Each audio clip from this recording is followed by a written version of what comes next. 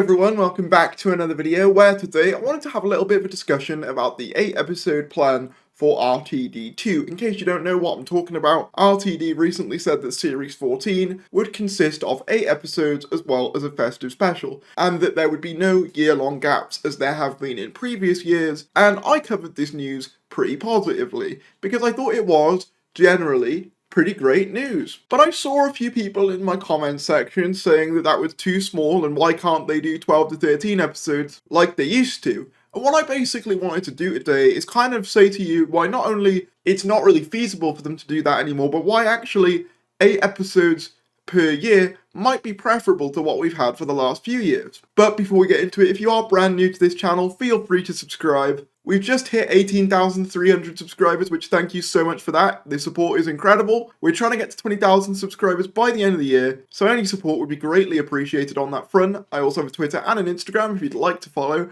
The link will be in the description below. Also, in a pinned comment below will be a poll where you can vote for your favourite or best Doctor, and I'm planning on making your results into an actual video in the future. So if you want to take part in that, click on the poll in the link below, get your voice heard, pick your favourite Doctor. I've already selected mine. But with that said, let's get into the topic at hand. So yeah, as I mentioned previously, I was pretty positive on the news that we were going to be getting 8 episodes per year, as well as a festive special, making 9 episodes in total. The biggest and most exciting thing for me personally is that there's going to be no series gaps after the 2023 period, which honestly is the best piece of news we could have received. Now I think when people heard 8 episodes, the concern was that, oh, Doctor Who is becoming less and less each time. You know, we went from sort of 12 to 13 episodes in the Davis and sort of early Moffat era, and then it kind of went down a bit, and then we went to 10 episodes with the Whittaker Chibnall era plus a Christmas special, and then obviously Flux had 6, but obviously they had COVID to deal with, so now we're at 8 per year, plus a festive special. And I think a lot of people perceived it as less content than we've had in recent years, when that really isn't the case. So let's say, for example, that there are 9 episodes produced of Doctor Who per year for the next 3 years. That's including the Christmas or festive special. That gives us a total of 27 episodes for the next 3 years of Doctor Who. And bear in mind that that's assuming that the 8-episode format is the new default going forward and isn't just a change being made for Series 14 exclusively,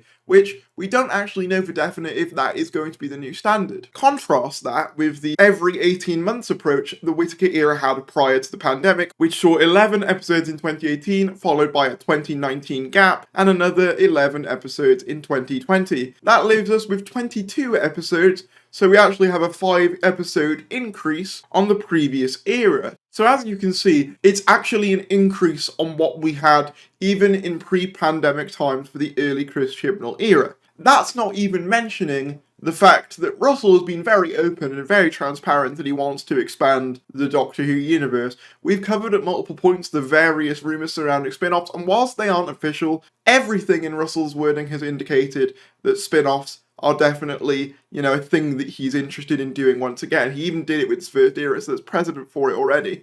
Not to mention, you know, things like Doctor Who Unleashed, the rumoured Doctor Who Confidential spin-off, and even just the marketing of the show while it's not been on has been way more interesting and way more all-encompassing than previous eras have been. So we actually, if you look at it, with all that accounted for, are probably going to end up with way more content than we were getting under the Chris Chibnall and Jodie Whittaker era.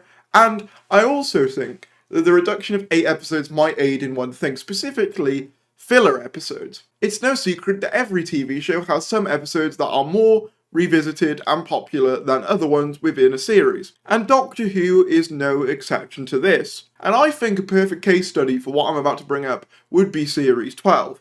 Think about the episodes of Series 12 that you would want to go back and rewatch, hypothetically. I know for me, I'm not really going to be bothered with like Orphan 55, Praxius, Can You Hear Me Really? It's probably going to be the opener, Fugitive of the Judoon, maybe Nikola Tesla if I feel like it, and then the last 3 episodes. Again, I'm not talking quality, I'm talking in terms of which ones you'd rather watch. It's probably going to be the big ones, right? So that kind of leaves half of the series content where you're kind of like, I'm not too bothered by that. So by cutting back the content and focusing more on individual episodes, there might be more of a chance that you like a series more overall, because it's not dragged down by more episodes that perhaps don't have as much money put into them because they're put into the big event episodes.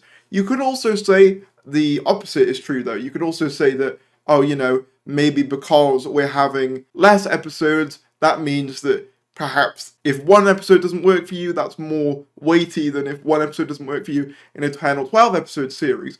But I think with Russell T Davies at the helm, quality is ensured. Obviously, I know I'm biased in that front, but I think, if Russell has proved anything, it's proved that his previous era, in my opinion, is consistently good quality and well made. And on the topic of Russell, actually, it's important to recognise that he's spoken at length at the fact of doing 13 episodes a year, plus like a Christmas special or whatever else, was the thing that nearly killed him when he was in the job initially.